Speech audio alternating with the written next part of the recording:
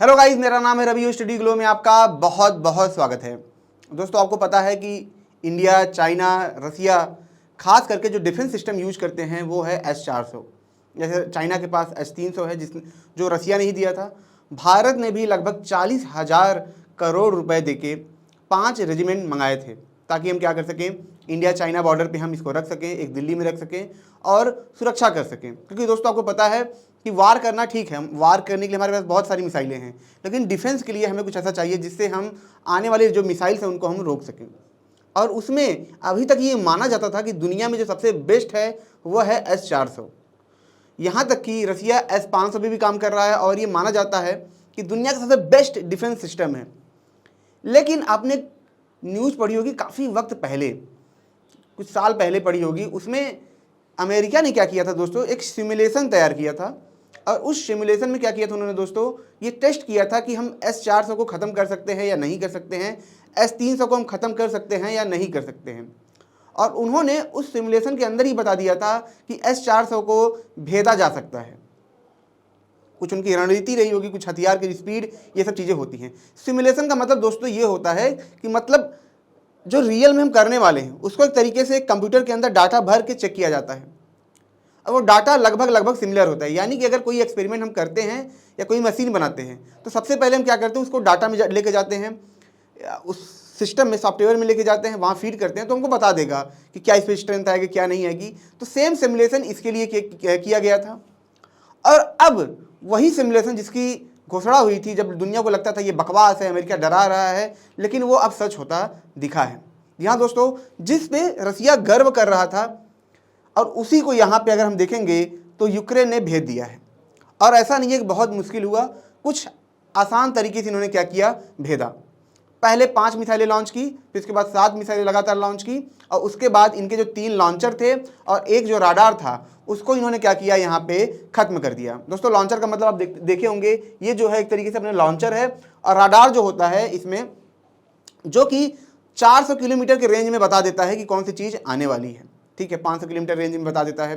और उसके बाद क्या होता है दोस्तों, कमांड मिलता है और लॉन्च होता है। तो राडार सबसे इंपॉर्टेंट। अगर राडार नहीं है, अगर राडार को आपने एक बार तोड़ दिया, राडार टूट गया, तो इसके बाद ये लॉन्चर किसी काम के नहीं है। ठीक है, तो उन्होंने दोनों करके यहाँ पे दिखाया है।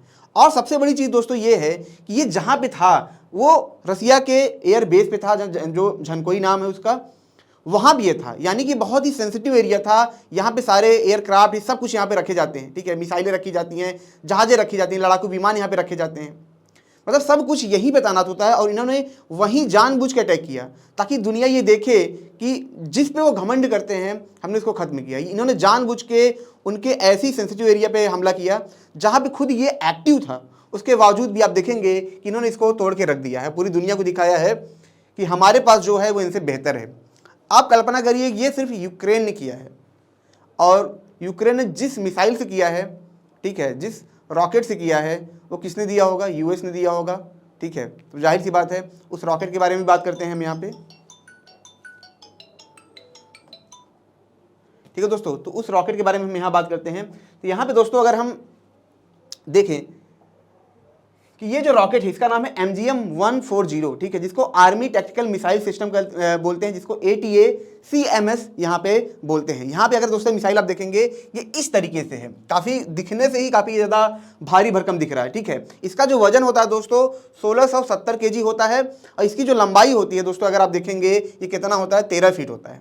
इसका जो डायमीटर होता है 24 होता है, और इसकी कितनी हाइट पे उड़ता है, ये लगभग 50 किलोमीटर की हाइट पे दोस्तों ज़मीन से ये उड़ सकता है।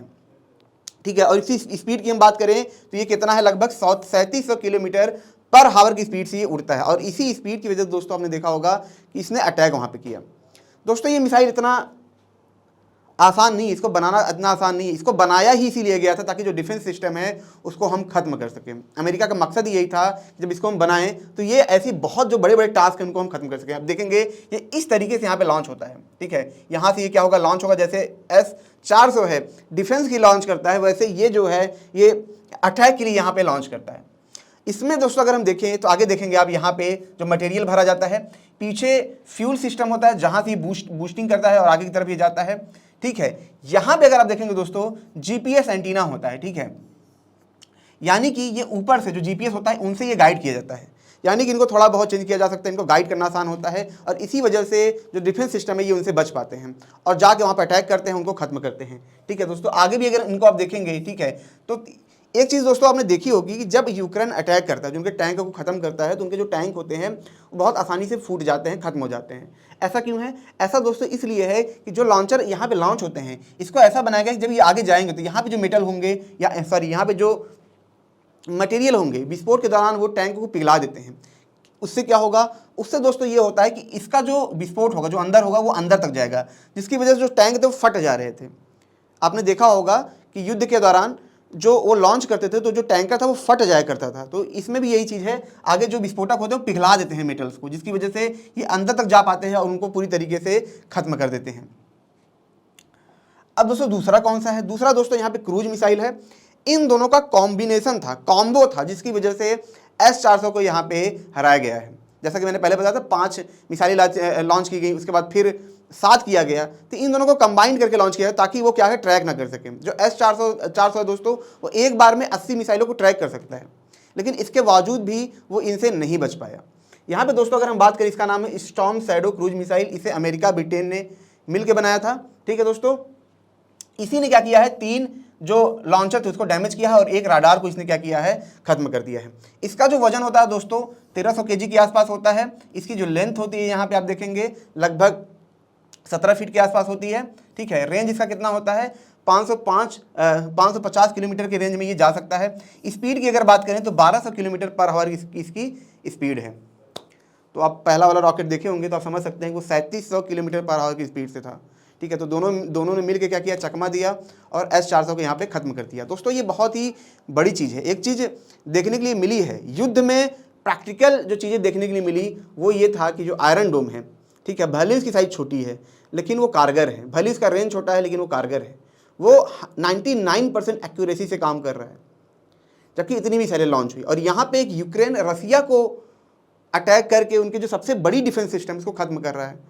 मतलब 300 ड्रोन नहीं लॉन्च किए गए, सिर्फ 4-5 मिसाइलों से इनको खत्म किया जा रहा है। यानी कि यूक्रेन उनके मनोबल, जो उनका विश्वास है, उस पर अटैक कर रहा है, उनके मानसिक शक्ति को तोड़ रहा है और इस जगह पे जा जाके वो तोड़ रहा है।